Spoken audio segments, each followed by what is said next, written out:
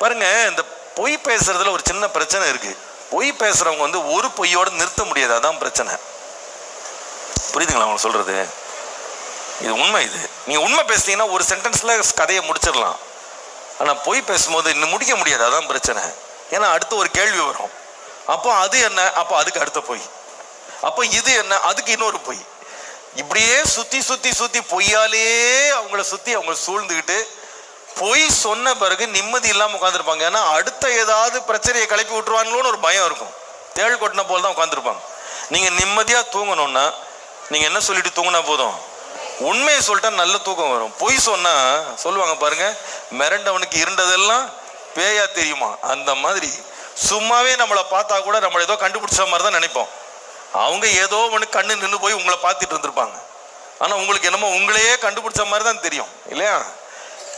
பொய்யனை வந்து ரொம்ப நாள் பொய்யை என்ன பண்ண முடியாது, மறைக்க முடியாது. வேதம் சொல்லுது, அந்தரங்கத்தில் உள்ளவைகள் எல்லாம் ஒரு நாள் என்ன பண்ணும், வெளியரங்கமாகும். எல்லாம் வெளிச்சத்துல வரும். இருட்டில் செய்யப்பட்டதெல்லாம் ஒரு நாள் வெளிச்சத்துல வந்துடும். அதனால பொய்யெல்லாம் ரொம்ப நாள் மறைக்க முடியாது. பேசும்போது உண்மையை பேசிருங்க.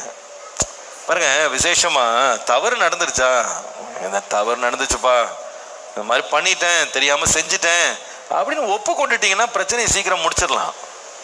தன் பாவத்தை மறைக்கிறவன் வாழ்வடைய மாட்டான், அறிக்கை செய்து விட்டு விடுகிறவனும் இரக்கம் பெறுவான். அப்போ ஏதோ தப்பு நடக்கும். நம்மளாம் யாரும் பெர்ஃபெக்ட் கிடையாது, அதுக்காக நல்ல தப்பு செய்யலான்னு அர்த்தம் கிடையாது.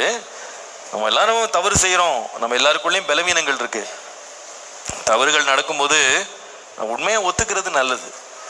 ஆமா, நான் தவறு செஞ்சுட்டேன், இப்படி தெரியாம காசை கொடுத்துட்டேன், இப்படி செலவழிச்சிட்டேன், இங்க போயிட்டேன், இங்க வந்துட்டேன், இவங்ககிட்ட பேசிட்டேன், இப்படி புத்தீனமா நடந்துக்கிட்டேன் அப்படின்னு சொல்லி உண்மையை ஒத்துக்கிட்டா ரொம்ப நல்லது.